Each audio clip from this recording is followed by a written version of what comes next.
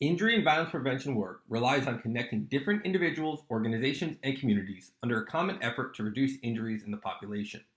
This week, William West, Prevention Coordinator from the Texas Council on Family Violence, Alissa Magrum, Executive Director of Colin's Hope, and special guest Kelsey Palladino, the Trauma Education Outreach Injury Prevention Coordinator from the TriStar Skyline Medical Center in Nashville, Tennessee, talk about how they view collaboration with others as part of their work and how these partnerships strengthen our efforts to reduce injury and violence in our communities.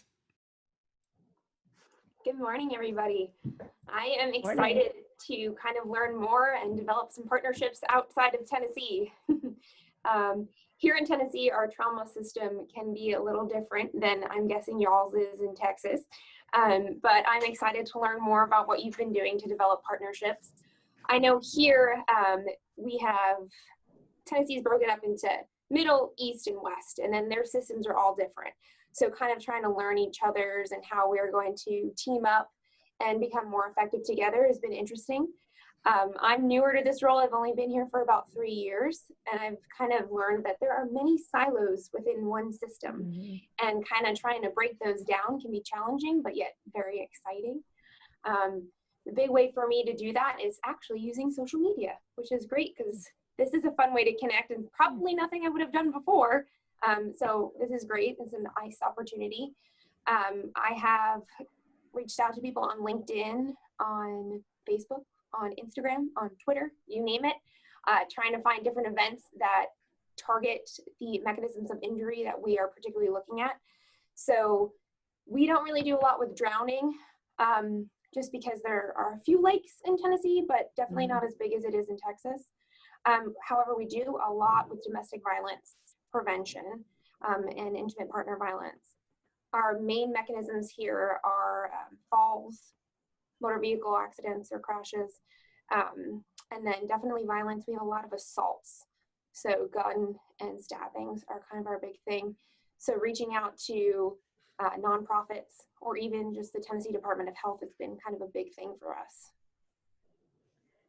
Well, I'll just jump in there. I think it's the partnership piece, whether we're dealing with violence or drowning or any falls or anything, it's the figuring out where your space is and who the partners, the natural partners are in to help you do your work better. I mean, I know that's what we do at Colin's Hope is certainly try to understand the problem, try to understand who's working on what pieces, and then figure out where we fit in so that we can all work on it together. And I think you're commenting about social media is so interesting because there's so much more that we can do when we're reaching across even state lines, or for us in Texas, if it's drowning, because that's the area that I work primarily in, it's understanding where the drownings are happening and then how do we put messaging around it. And for example, in some areas of Texas, we might be dealing with open, so lakes and beaches, and other places it might be backyard pools.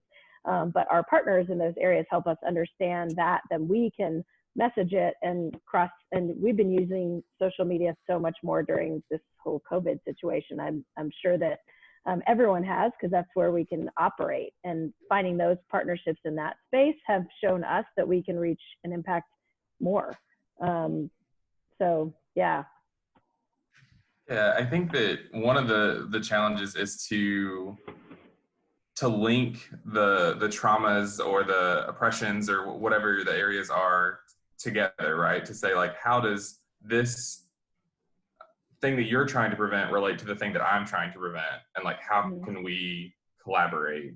And how can, and maybe it's not like a direct link, but it's like, we all care about children, right? And children's safety, like that's the link, as opposed to like drowning is directly related to violence prevention, which I'm sure there's some arguments about how this can link together, but it's about, yeah, it's, Kelsey, you mentioned silos, and I think you were talking kind of maybe about the regions of Tennessee, but so often our like realms of prevention are siloed. Even within like violence prevention, domestic violence is often siloed from sexual violence, and so and that gets into like a competition for funding and like local resources and all the things, but yeah, breaking down those silos and like identifying where those like common connections are, even at the like high level goals, I think is so important to that collaborative approach.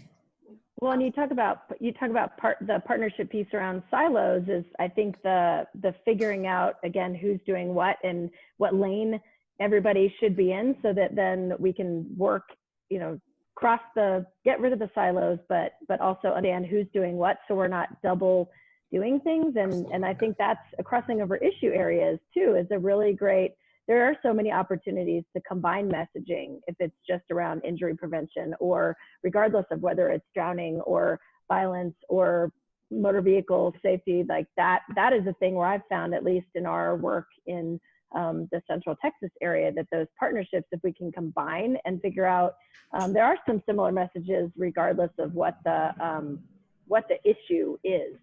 And that territory piece, being really mindful and careful that it is there, because it can be there, especially when you're talking about what you mentioned, resources and funding.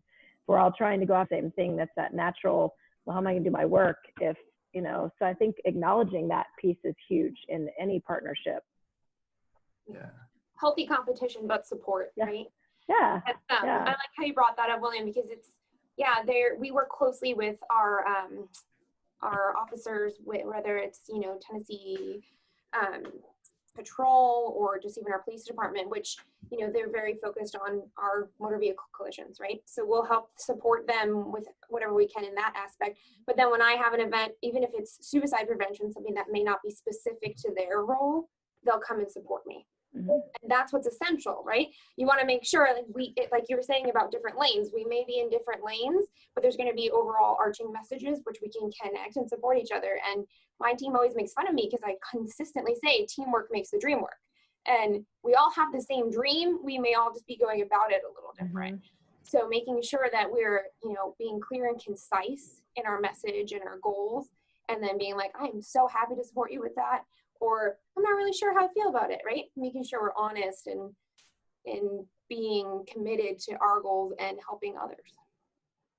I think like also being able to have that leeway to go and support each other. So, right, like, so like if officers are showing up to your event, like, are they doing that on their own time? Are they doing it as part of their official capacity as the THP or whatever?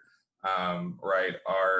And vice versa, right? Are you having to go on your free time, which puts an additional burden on like individuals if you're having to like volunteer to go to the events that you like, as opposed to being able to be there in official capacity and say like, our organization or our movement supports your organization and your movement, and like the extra like collective power that can carry.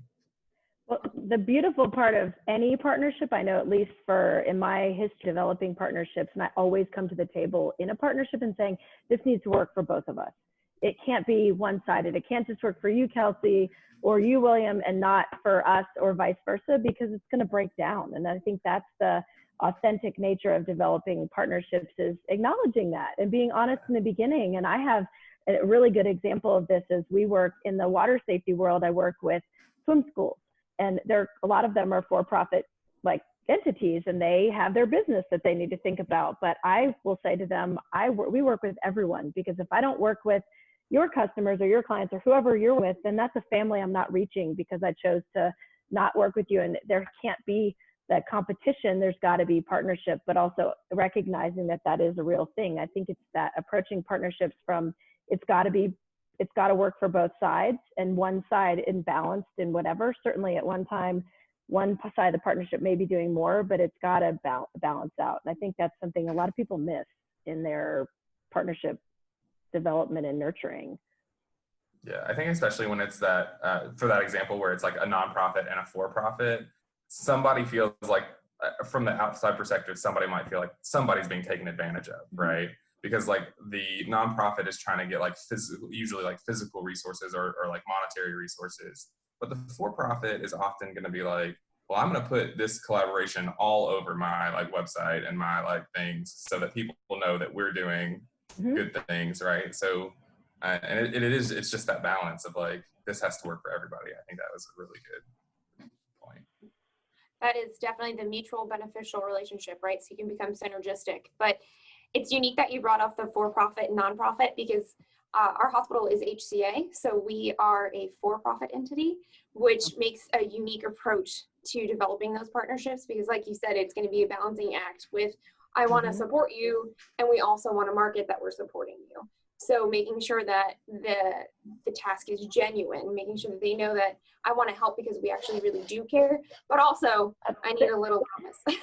You know? And that's the authentic, I think, the beauty of being really real and being authentic is saying, I want to develop this, but this is the reality of it, because otherwise it's going to come up later if you don't address those things from the onset of the partnership. At least it's my personal opinion, is if you don't acknowledge sometimes it's an elephant in the room, but it's also, it'll tackle so many things that could come up later, and put it right there. I mean, I will start a conversation with a new partner with, this is the reality. Like, I want you to get your needs met, but we need to get our needs met. And if it doesn't make sense for either of us, then it doesn't make sense, and it's not going to be a sustainable, valuable partnership. And I think a lot of people might be afraid to have those conversations. I personally love them, even if they stretch me as a human or as a partner in the relationship. But if you have it, I think ultimately you're setting up a better, sustainable partnership down the road. Yeah, and I think sustainability is one of those things that people are often afraid to assess, either up front or during the process, because you can have like a longtime partner and that relationship has really become not beneficial for you, but it's a longtime partner, and like, what do you do? And like, how do you approach being like, so we need to reevaluate, or like, but absolutely that like honest and upfront conversation can save you some of that grief later, but also being willing to form new partnerships and allow like a natural growth system to your partnerships happen as systems change and as dynamics change, leadership or whatever the situation is, being able to grow with or without that partnership is important, and be able to form new partnerships based on those experiences. Thanks for watching, and remember to subscribe.